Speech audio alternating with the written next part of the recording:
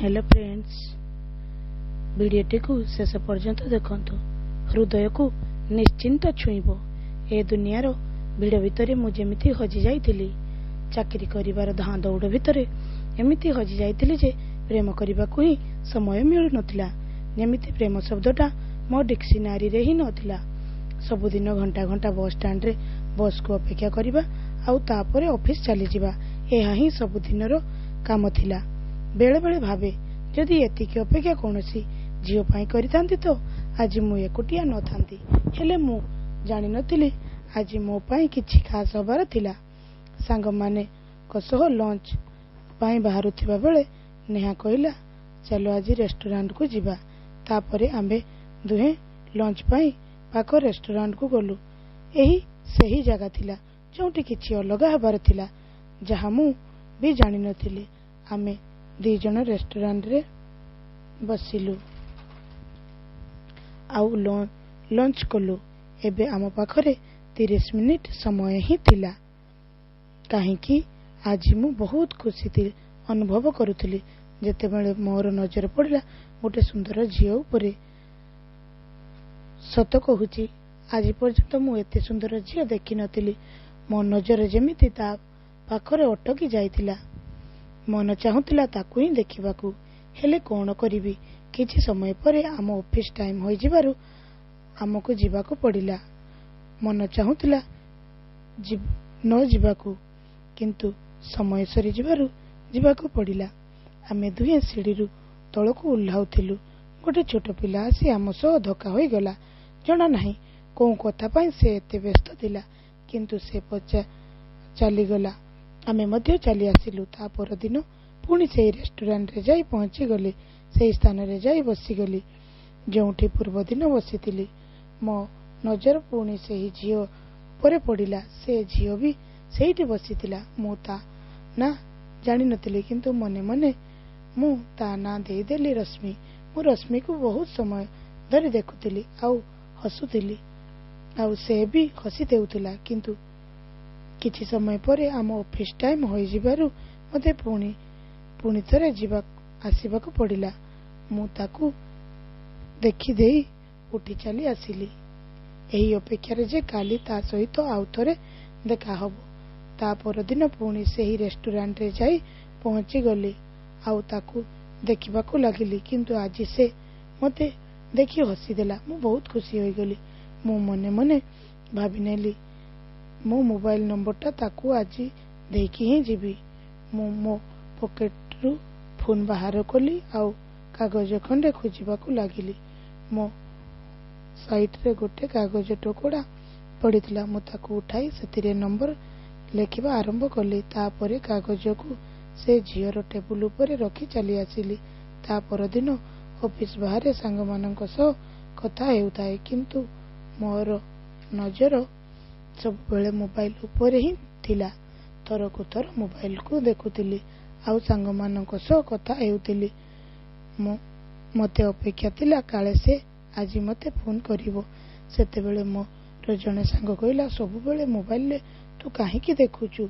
मु ता कथा को काटी दे सेठारु चली आसिली। मु पुणी रेस्टोरेंट रे जाई पहुंची गली आउ मो मोबाइल को देखिबाकू लागिली। रश्मि ही सेठी बसीतिला। मु ताकू ही देखुथाए आउ मो मोबाइल को देखुथाए।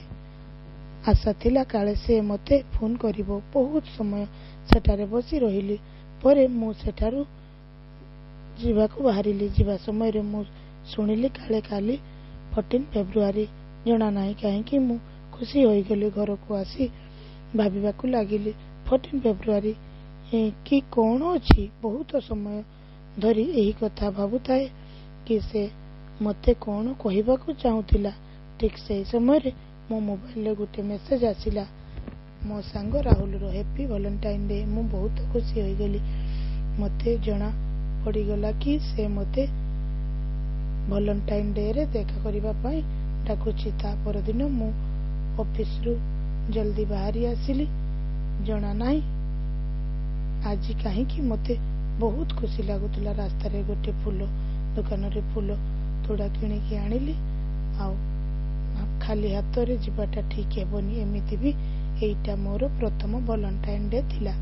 ମୁଁ ପୁଣି ସେହି ରେଷ୍ଟୁରାଣ୍ଟରେ ଯାଇ ପହଞ୍ଚିଗଲି। ଠିକ୍ ସେହି ସ୍ଥାନରେ ଯାଇ ବସିଗଲି ଯେଉଁଠି ସବୁବେଳେ ବସୁଥାଏ। ଆଜି ମୁଁ ବହୁତ ଖୁସି ଥିଲି, କାହିଁକି ନା ମୁଁ ଆଜି କୌଣସି ଗୋଟେ ଝିଅକୁ ଫୁଲ ଦେବାକୁ ଯାଉଥିଲି, ମୁଁ ଯାହାକୁ ଭଲ ପାଉଥିଲି।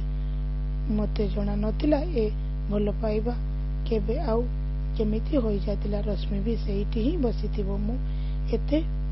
ମୁଁ କେତେ ଖୁସି ହୋଇଯାଉଥିଲି। ଫୁଲ ତୁଡ଼ାକୁ ଦେଖୁଥିଲି ତ କେତେବେଳେ ତାକୁ ଦେଖୁଥିଲି। ସେତିକି ବେଳେ ସେ ଛୋଟ ପିଲା ରଶ୍ମି ପାଖକୁ ଆସିଲା, ଯାହାକୁ ଆମେ ସେଦିନ ରେଷ୍ଟୁରାଣ୍ଟ ବାହାରେ ସିଡ଼ିରେ ଯାଉଥିବାର ଦେଖିଥିଲୁ। ମୁଁ ଭାବିଲି ଏ ଛୋଟ ପିଲାଟି ଏଠି କ'ଣ କରୁଛି। ସେ ଛୋଟ ପିଲାଟି ରଶ୍ମି ପାଖରେ ବସିଗଲା। ତାପରେ ସେଠାରେ ହସି ହସି କଥା ହେବାରେ ଲାଗିଲା। ଏହା ପଛରେ ବସି ଏଇଆ ଭାବୁଥାଏ, କିଏ ଛୋଟ ପିଲାଟି, କିଏ ଆଉ ସେ ରଶ୍ମି ପାଖରେ କ'ଣ କରୁଛି। ତାପରେ ଭାବିଲି ଛୋଟ ପିଲାଟି ଯିଏ ବି ହଉ, ମୋତେ ତ ଆଜି ତାକୁ ଫୁଲ ଦେବାକୁ ଅଛି। ମୁଁ ଯେମିତି ଉଠି ପଡ଼ିଲି, ଛୋଟ ପିଲାଟି ମଧ୍ୟ ଉଠି ପଡ଼ିଲା। ସେ ଛୋଟ ପିଲାଟି ରଶ୍ମିର ହାତ ଧରିଲା ଆଉ ରଶ୍ମି ବି ଉଠି ପଡ଼ିଲା। ଏବେ ସେହି କଥା ସାମ୍ନାକୁ ଆସିଲା, ଯାହାକି ମୁଁ ସ୍ୱପ୍ନରେ ବି ଭାବି ନଥିଲି। ଯେଉଁ ଝିଅର ନାଁ ମୁଁ ରଶ୍ମି ରଖିଥିଲି, ସେ ଝିଅର ଆଖିର ରୋଶନୀ ହିଁ ନଥିଲା। ମୁଁ କିଛି କରିପାରିଲି ନାହିଁ। ମୁଁ ବୁଝି ପାରୁନଥାଏ ମୁଁ କ'ଣ କରିବି। ମୁଁ ସେଇଠି ହିଁ ଠିଆ ହୋଇ ରହିଲି। ଯେପର୍ଯ୍ୟନ୍ତ ମୋତେ କିଛି ବୁଝା ପଡ଼ିଥାନ୍ତା, ସେତେବେଳକୁ ସେମାନେ ସେଠୁ ଚାଲି ଯାଇଥିଲେ। କିନ୍ତୁ ସତ କହିବି, ମୁଁ ଭାଙ୍ଗି ପଡ଼ିଥିଲି। କିନ୍ତୁ ମୁଁ ଭାବି ନଥିଲି ସେ ଯାହା ବି ହଉ, ପ୍ରେମ ତ ତାକୁ ହିଁ କରିଥିଲି। ସେ ଯେମିତି ବି ହଉ, ତାକୁ ହିଁ ମୁଁ ନିଜର କରିବି। ମୁଁ ତା ପରଦିନ ଯାଇ ସେଠି ପହଞ୍ଚିଗଲି, କିନ୍ତୁ ଆଜି ସେ ଆସି ନଥିଲା। ମୁଁ ଜଣେ ୱେଟରକୁ ପଚାରିଲି, ସେ ଝିଅ ଆଜି କାହିଁକି ଆସିନାହିଁ, ଏଠାକୁ ଆସିନାହିଁ। ୱେଟର କହିଲା, ଏ ଝିଅ ଗୋଟେ ଅନ୍ଧୁଣୀ ଥିଲା।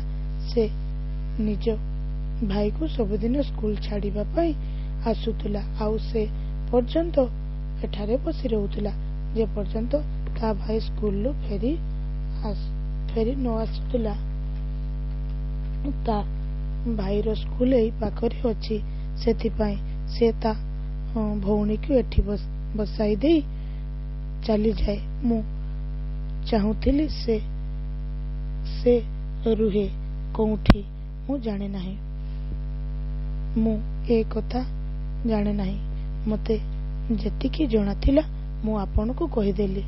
ଏତେ ସବୁ କଥା ଶୁଣି ସାରିବା ପରେ ମୋ ହୃଦୟ ଭିତରୁ ଗୋଟିଏ ଶବ୍ଦ ଶୁଭାଗଲା, ଭଗବାନ କରନ୍ତୁ ଆମେ ପୁଣି ଦେଖା ହେବା। ମୁଁ ସବୁବେଳେ ତୁମକୁ ଅପେକ୍ଷା କରିଥିବି। ମୁଁ ତୁମକୁ ଭୁଲିବାକୁ ଚାହୁଁନି ମୋ ପାଗେଳି। ମୁଁ ସାରା ଜୀବନ ତୁମ ପାଖେ ପାଖେ ରହିବାକୁ ଚାହେଁ। ମୁଁ କେବଳ ତୁମକୁ ଚାହେଁ, ଭଲ ପାଏ, କେବଳ ତୁମକୁ ହିଁ ଭଲ ପାଏ। ଯଦି ଭିଡ଼ିଓଟି ଆପଣମାନଙ୍କୁ ଭଲ ଲାଗିଥାଏ, ତାହେଲେ ଲାଇକ୍, ସେୟାର, ସବସ୍କ୍ରାଇବ କରିବାକୁ ଭୁଲିବେନି। ପୁଣି ଆସିବି ଆଉ ଗୋଟିଏ ନୂଆ ଷ୍ଟୋରି ନେଇ। ଏତିକିରେ ରହୁଛି। Bye bye. ଜୟ ଜଗନ୍ନାଥ।